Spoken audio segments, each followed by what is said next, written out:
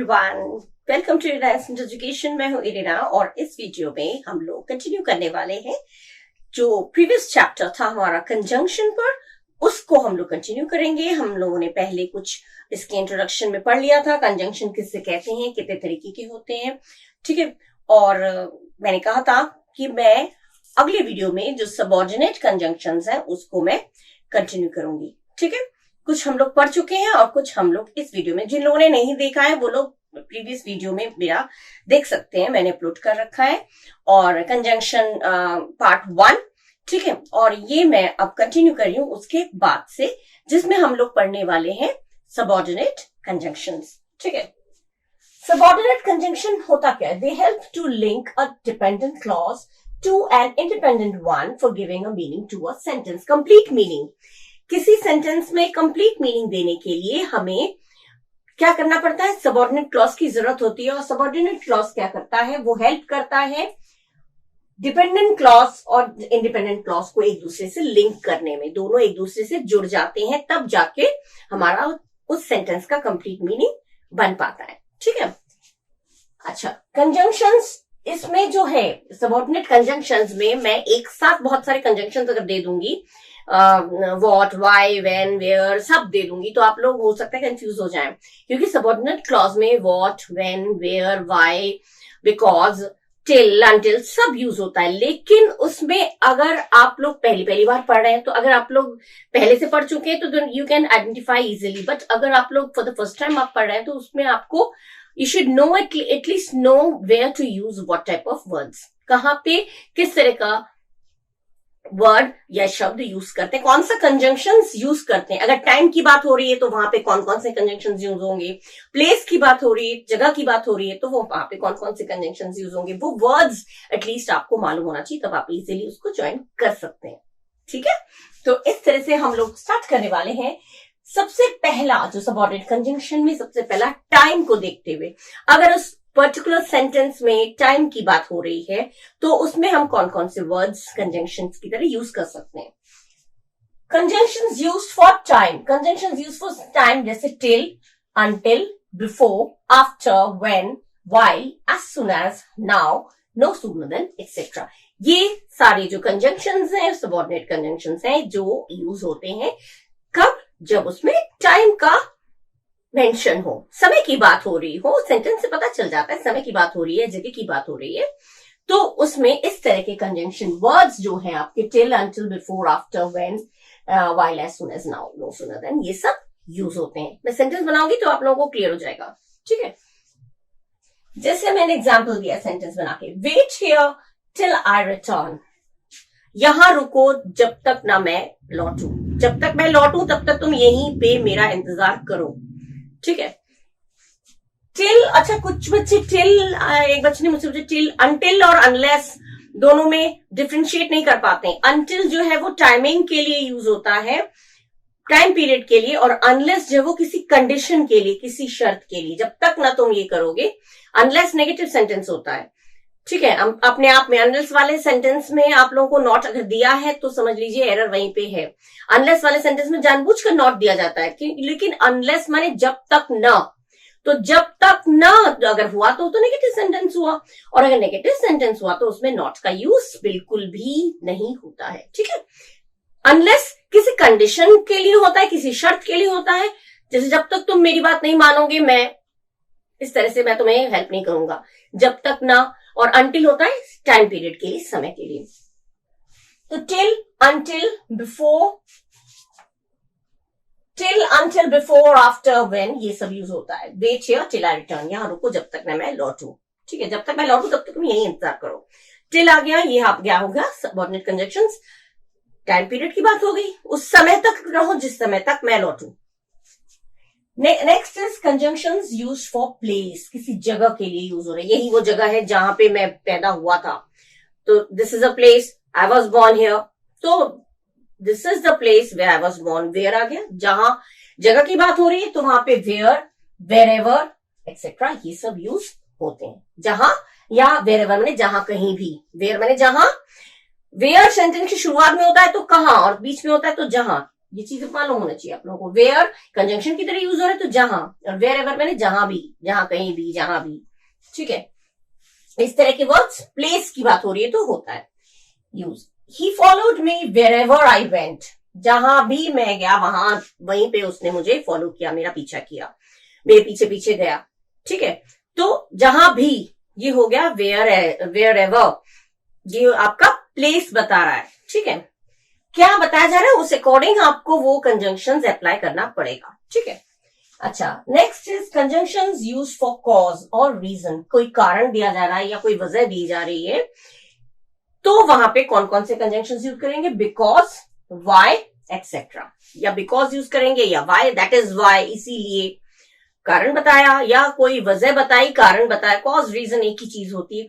Reason माने किसी के पीछे कोई वजह, और कॉज माने कारण, बात एक ही है। कॉज या रीजन अगर उस पर्टिकुलर सेंटेंस में पता चल रहा है तो उसमें हम कंजंक्शंस क्या लगाएंगे? बिकॉज और वाई, ठीक है। कंजंक्शंस बीच में लगता है।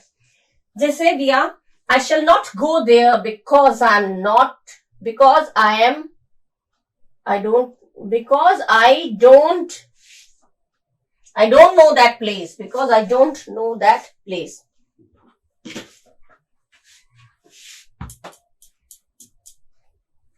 I shall not go there because I don't know that place. मैं वहां नहीं जाऊंगा क्योंकि मुझे वो जगह, मैं उस जगह को नहीं जानता हूं। Because I don't know that place.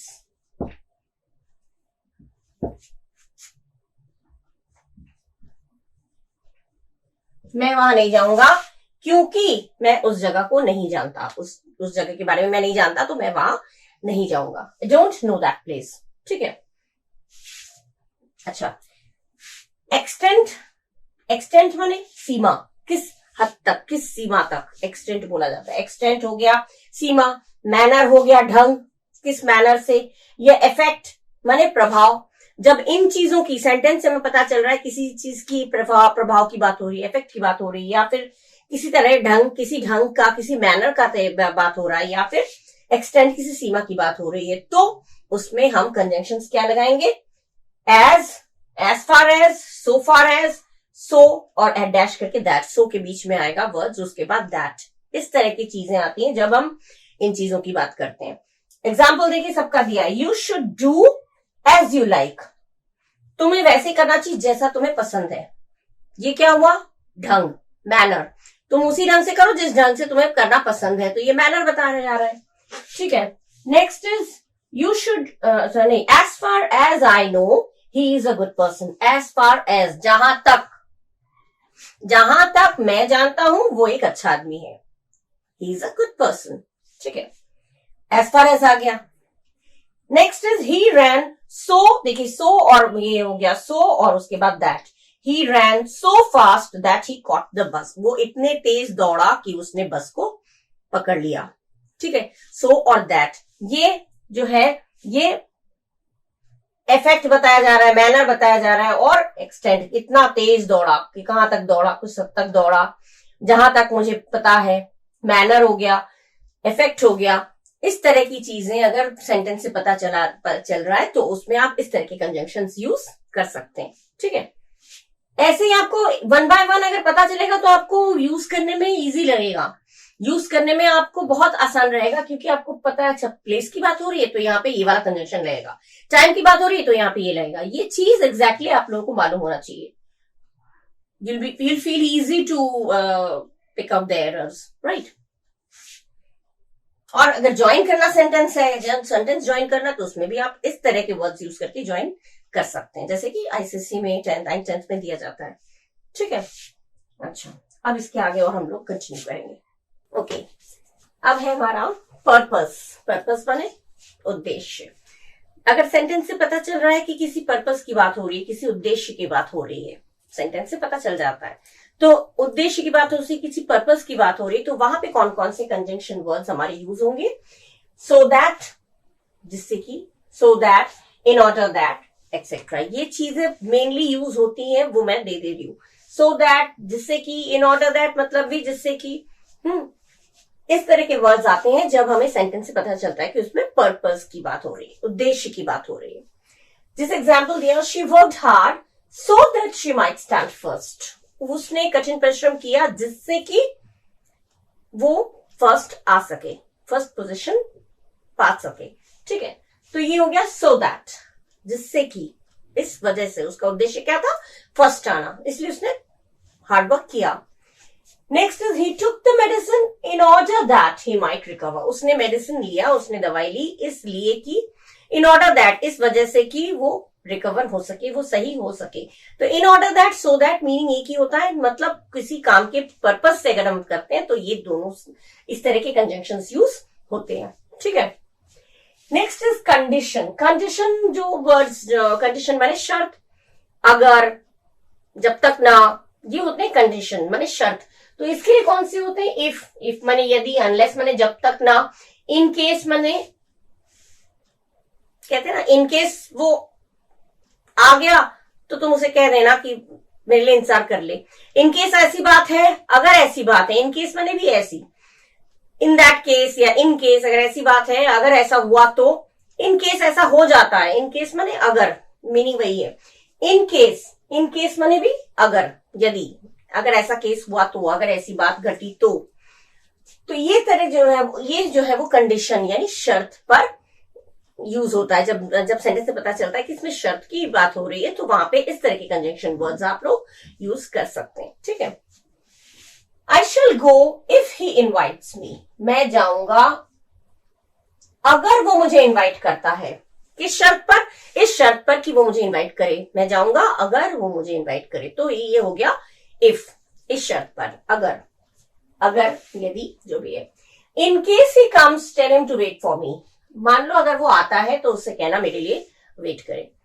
In case ऐसा अगर हो गया तो तुम मुझे बताना। इन केस मतलब अगर ऐसा हुआ तो, इन केस ही कम्स, अगर वो आता है, मान लो अगर वो आता है तो उसे कह देना मेरे लिए इंतजार कर ले।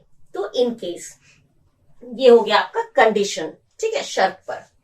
अच्छा, नेक्स्ट है कंपैरिजन। देखिए अलग अलग मैं उसके हिसाब से देती जा रही हूँ, प्लेस, टाइम, कंडीशन, पर्पस, सबके हिसाब से कहां पे किस जगह किसकी बात हो रही है, किस तरह की बात हो रही है, उसके अकॉर्डिंग हम कौन से वर्ड्स यूज कर सकते हैं। ठीक है, जिससे क्लियर हो जाए आप लोगों को।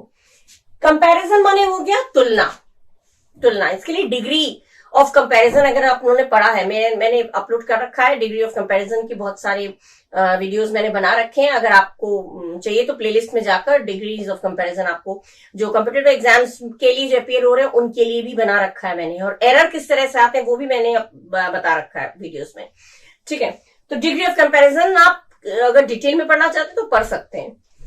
कंपैरिजन जो है डिटेल में पढ़ा, मतलब कंपैरिजन जो है वो तुलना करने के लिए होता है। ठीक है, इसमें कौन से वर्ड्स यूज होंगे? देन। ठीक है, देन, कंपैरेटिव डिग्री में देन होता है। सो इसलिए, या एज डैश एज, इतना जितना की, सो डैश एज। ये जो सो एज ये नेगेटिव में यूज होता है, ये एज जो होता है ये पॉजिटिव में। मैं उतना ही अच्छा हूं जितनी कि तुम, एज हो गया। मैं उतना अच्छा नहीं हूं जितने तुम, तो ये सो नहीं आ गया, नॉट आया तो सो एज जब आता है तो नेगेटिव में आता है। ये जगह उतनी अच्छी नहीं है जितनी ये वो, तो ये हो गया नेगेटिव, तो ये सो एज आएगा। और जब पॉजिटिव की बात, ये उतना ही अच्छा है जितना ये, तो एज। ठीक है, तो ये देन माने से, वहां से, बेटर देन। तो ये जो है कंपैरिजन, जब सेंटेंस से पता चले कि कंपैरिजन किया जा रहा है, तुलना की जा रही है, तो इस तरह के कंजंक्शंस आपको यूज करना चाहिए। ठीक, एग्जाम्पल दिया, I am as intelligent as you. I am as intelligent as you. मैं उतना ही इंटेलिजेंट हूं जितने कि तुम। कभी बोलना पड़ता है तुम मुझसे ज्यादा इंटेलिजेंट नहीं हो, चलो दोस्त लोग बोलते चलो तो मैं भी उतना ही इंटेलिजेंट हूं जितना तुम। तो I am as intelligent as you. ठीक है, ये आप बोल सकते हैं। तो एज दोनों ही उतने इंटेलिजेंट है, पॉजिटिव है, तो एज। अगर ये होता मैं उतना इंटेलिजेंट नहीं हूं जितना तुम, तो सो एज आता। यहाँ पे सो आता, यहाँ पे एज आता। ठीक है, एज आ गया, सो आ गया। अच्छा, कंट्रास्ट माने बिल्कुल अपोजिट। कंट्रास्ट माने अपोजिट, जब एक सिचुएशन दूसरे सिचुएशन के, या एक सेंटेंस दूसरे सेंटेंस में बिल्कुल अपोजिट चीजों की बात हो रही है, पता चल रहा है इसमें अपोजिट चीजों की बात हो रही है, तो वहां पे हम लोग क्या यूज करेंगे? दो, ऑल्दो, हाउएवर, इवन इफ, इस तरह से, ठीक है। ये वर्ड्स यूज होते हैं जब पता चलता है कंट्रास्ट हो रहा है, माने एकदम अपोजिट। हालांकि वो बीमार है लेकिन फिर भी उसने रेस जीत लिया, ये एकदम अपोजिट हो गया, बीमार है फिर भी रेस जीत लिया। ये बीमार आदमी रेस जीत ले तो मैं कह सकती हूँ ये बीमार था, ये तो तबीयत ठीक नहीं थी, तो पैर इसका खराब था, जो भी है वो नेगेटिव पॉजिटिव दोनों हो जाता है एक ही सेंटेंस में, दो एकदम अपोजिट होते हैं, तो उसे कहते हैं contrast. Although he is poor he is honest, हालांकि वो पुअर है, वो गरीब है, लेकिन वो ईमानदार है। पुअर भी है और बेईमान भी है, तो दो नहीं होता, तो कंट्रास्ट नहीं होता। है तो गरीब, एक अच्छा एक खराब है, पुअर है तो खराब है, ऑनेस्ट है तो अच्छी बात है, तो दोनों बिल्कुल अपोजिट चीजें है, ठीक है। Although he is poor he is honest, ठीक है। ये ऑल्दो आपका आ गया यहाँ पे कंट्रास्ट। ऑल्दो, दो, हाउएवर, ज्यादातर ऑल्दो के साथ येट भी कभी कभी आता है, बीच में येट आता है। Although he came late yet he was allowed to come, हालांकि वो लेट आया था लेकिन फिर भी ही वॉज अलाउड, तो येट आ सकता है, ठीक है। अच्छा, अदर सबऑर्डिनेट कंजंक्शन, और दूसरे सारे के तो मैं इतने सारे बहुत सारे कंजंक्शन होते हैं सबऑर्डिनेट कंजंक्शन, सब तो मैंने सेंटेंस नहीं दिया, अकॉर्डिंग टाइम प्लेस के अकॉर्डिंग मैंने एक एक दो सेंटेंस दिए हैं। लेकिन अब दूसरे और सबऑर्डिनेट कंजंक्शंस कौन कौन से होते हैं जो आप लगा सकते हैं? Till, until, unless, if, even if, because, जो मैंने कुछ यूज कर दिए और कुछ हो सकता है यूज नहीं आया सेंटेंस में, वो मैंने लिख दिया। विच, हु, विच माने जो, हु माने जो, विच हो जाता है बेजान चीज के लिए, हु आता है लिविंग थिंग के लिए, जानदार लोगों के लिए, लेकिन मीनिंग दोनों का जो।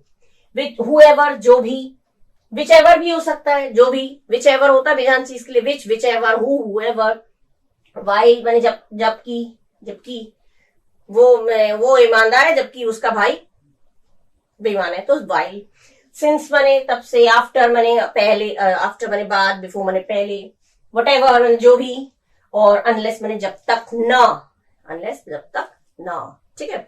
इस तरह के ऐसे सबऑर्डिनेट कंजंक्शंस और हैं, वो आपको मेन मैंने बता दिया, यही सारे कंजंक्शन वर्ड्स जो वो यूज होते हैं, ठीक है। टाइम, प्लेस, पर्पस, कंडीशन, सबके अकॉर्डिंग कौन कौन से वर्ड्स कहाँ फिट बैठते हैं वो मैंने आपको बता दिया। अब हम लोग प्रोसीड करेंगे नेक्स्ट स्टेप पे, ओके।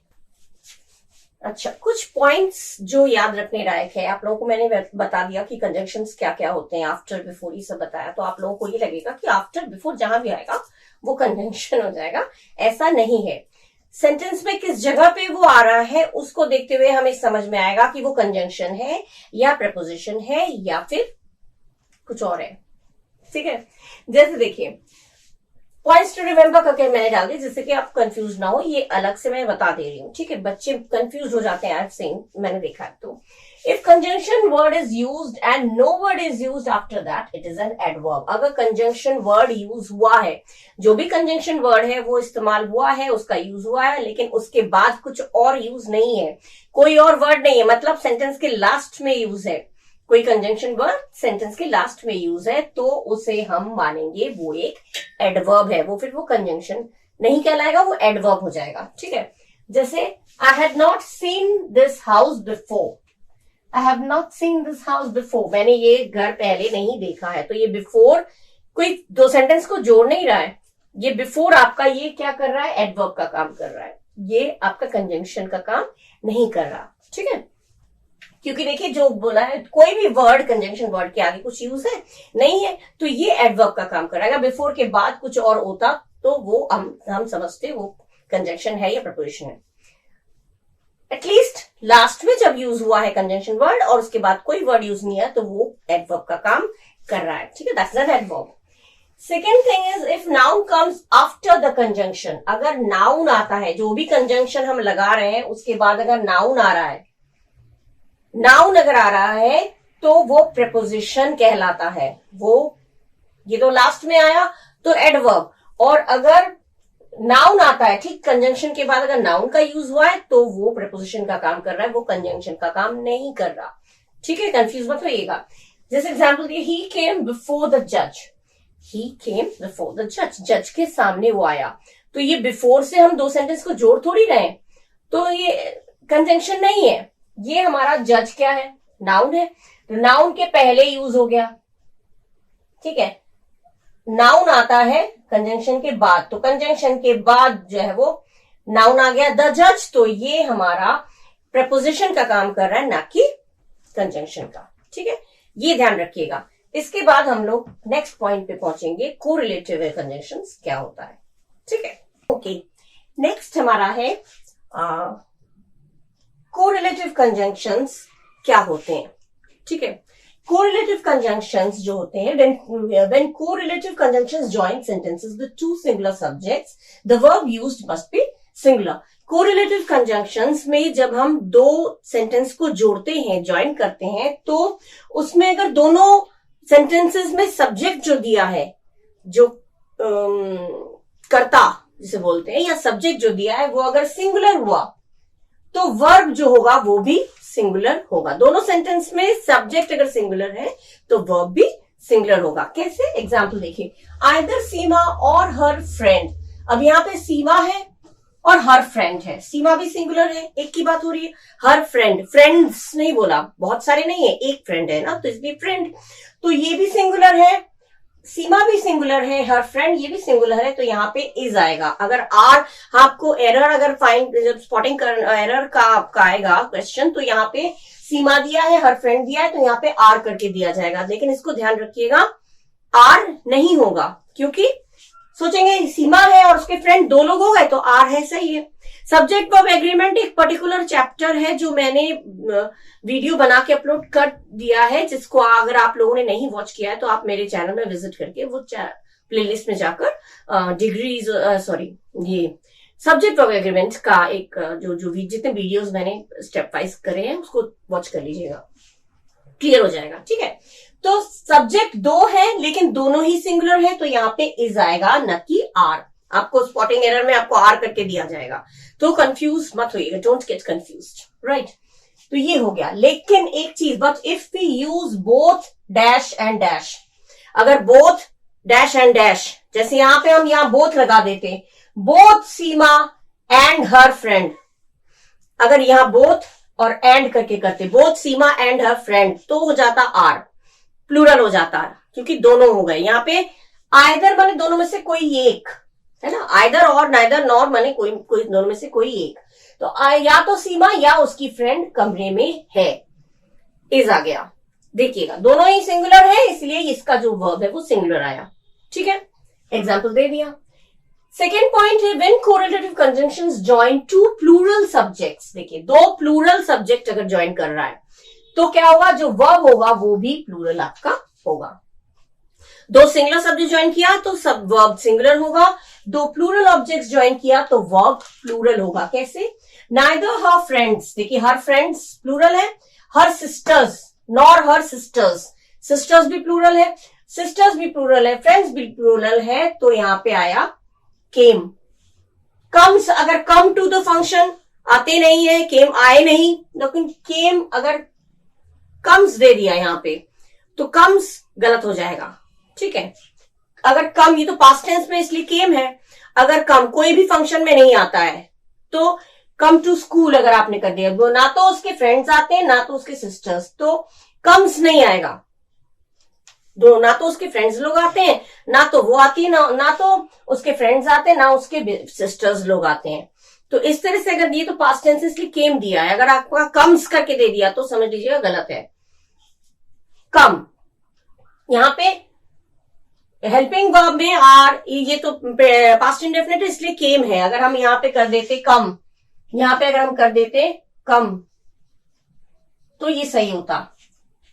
फंक्शन में कोई नहीं आता, ना तो उसके, अगर यहां पे हम एस लगा देते तो ये गलत हो जाता, क्योंकि एस किसके लिए होता है, सिंगुलर के लिए होता है। और अगर हमने कम्स कर दिया तो सिंगुलर नहीं होगा, कम्स कर दिया तो वो सिंगुलर हो जाएगा, तो कम्स नहीं करना है हमें। ना तो उसके फ्रेंड्स ना ही उसके सिस्टर्स फंक्शन में आते हैं, पास्ट टेंस था केम, आते हैं अगर किया तो कम।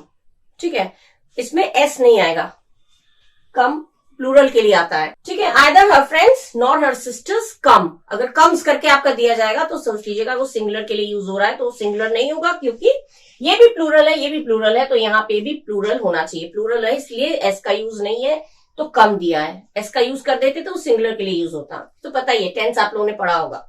ठीक है, थर्ड पॉइंट है when correlative conjunctions join sentences with one singular and one plural. अब दोनों सिंगुलर है तो सिंगुलर हो गया, दोनों प्लूरल है तो प्लूरल हो गया, लेकिन उसमें से एक सिंगुलर और एक प्लूरल हुआ तो क्या होगा? एक सिंगुलर है और एक प्लूरल सब्जेक्ट है तो जो वर्ब है must agree to the noun और subject closest in the sentence, जो सबसे करीब रहेगा, वर्ब जो है वर्ब के करीब जो रहेगा वो माना जाएगा। जैसे मान लीजिए आइदर यू और आई, इसमें दो लोग हैं, सब्जेक्ट क्या है? यू है सब्जेक्ट और आई भी है सब्जेक्ट।